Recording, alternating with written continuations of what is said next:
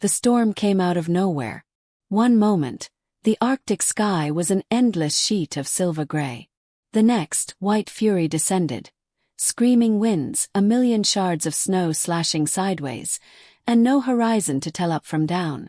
My compass spun uselessly as the blizzard swallowed everything. I tried to push forward, dragging my sled, shouting into the void for my team. But the cold ripped the words from my throat. When the harness line snapped, I fell face first into the snow, blind and breathless. Then there was nothing but silence.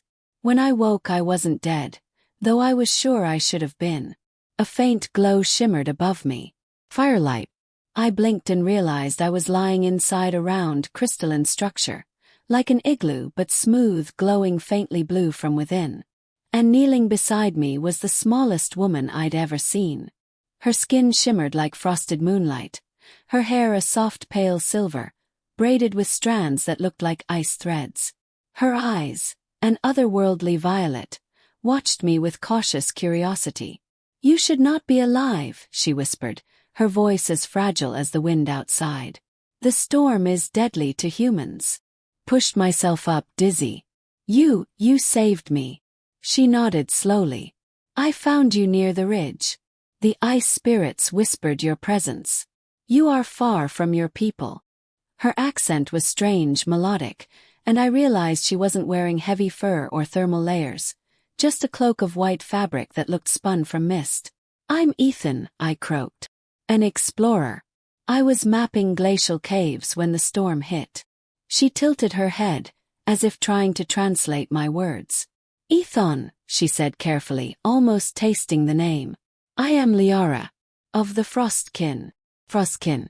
I had read legends, ancient Inuit and Nordic stories of ice fae, beings who lived beneath the glaciers, unseen by mankind. Thought they were myths. Till now. Lyara moved gracefully, lighting another shard of crystal that pulsed with blue fire. She handed me a steaming bowl filled with something that smelled faintly sweet. "Drink. The warmth will mend your blood." Took it. The moment the liquid touched my tongue, heat spread through my body like a living flame. My shaking stopped. My vision cleared. "You should not have found this place," Lyara said, settling across from me. "Our kind keep hidden. Humans bring fire and machines. They make the ice bleed." "I wasn't trying to hurt anything," I said quietly. "I just wanted to understand the land. To map it. Respect it." Her violet gaze softened. "Few of your kind say such things." The storm howled outside, and she added another crystal to the fire pit. The light flickered across her face, making her seem both real and not. Then she did something unexpected. She reached toward me and touched the side of my face. Her fingers were cool yet not freezing.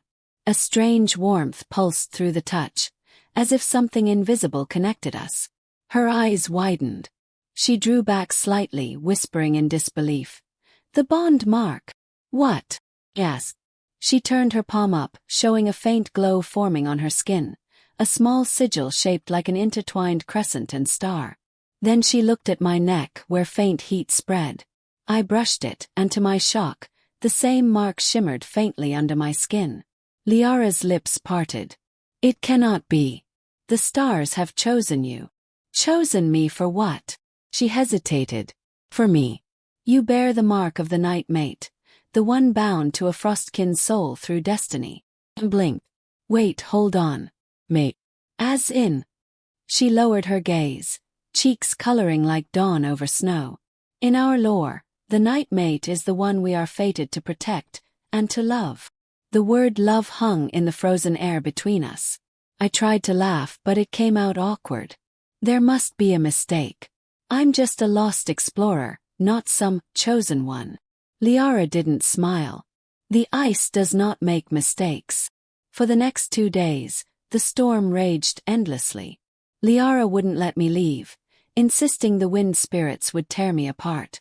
We spent the time in her crystalline home. She showed me how she drew warmth from the glowing crystals, how she listened to the songs of the ice beneath our feet. Despite the strangeness, I found comfort there. She was gentle but fierce, small yet commanding. Every time she laughed, The light in the cave brightened. And every night when she rested near me, I could feel the bond mark on my skin pulse faintly with hers. One evening, as the blizzard finally began to quiet, I stood at the entrance, watching the stars reappear. Lyara joined me, wrapping a silvery shawl around her shoulders. "You'll go back," she said softly. "Humans always do. Your kind cannot survive here long." I turned toward her. "Maybe. But part of me doesn't want to." She looked up at me, her expression unreadable. "If you stay, the bond will deepen. You will no longer be of the surface world. The cold will claim your mortal blood. You would belong to the frost." Her words should have scared me, but they didn't.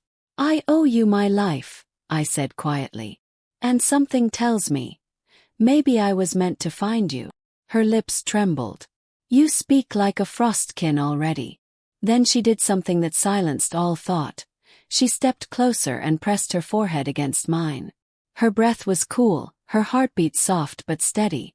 "The bond seal," she whispered. "If I complete it, you will never age, never leave. But if I don't, you will fade when you return to your world." The choice weighed heavy. Eternal life in the ice, or the fleeting warmth of home. Before I could answer, a low rumble shook the cavern. The ice beneath us cracked, spreading fissures toward the walls. Lyara gasped. "The storm's spirit. He senses the bond.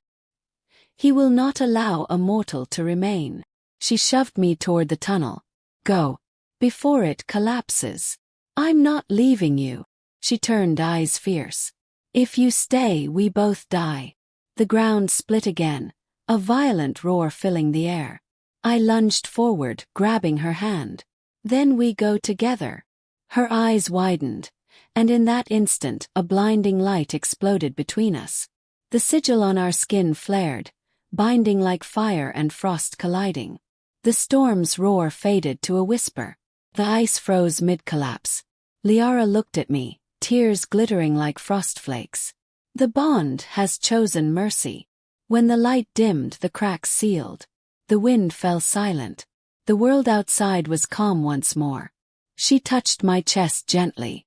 "Now you can leave or stay. The choice is yours, nightmate." I looked at the open tundra beyond, the same frozen wasteland that nearly killed me, and then at the small, luminous being who had saved me twice over.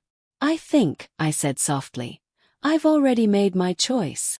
Her eyes widened as I took her hand. The mark between us pulsed once more, and the snow outside began to shimmer faintly blue, alive with light. And in that moment, beneath a sky reborn with stars, the human and the Frostkin became something the ice itself would remember. Two souls bound not by chance, but by the quiet will of the frozen world. Lyara's violet eyes shimmered with tears that caught the faint light of the crystals. "You would truly stay," she whispered, voice trembling like a thawing stream. I nodded, stepping closer. "I came here chasing maps and glory. But none of that means anything now. You saved me. And somewhere between the storm and the silence, this place became home." She reached up, her small hand pressing against my heart. "Then your warmth will fade. You will become one of us. The ice will slow your blood, and time will forget your name."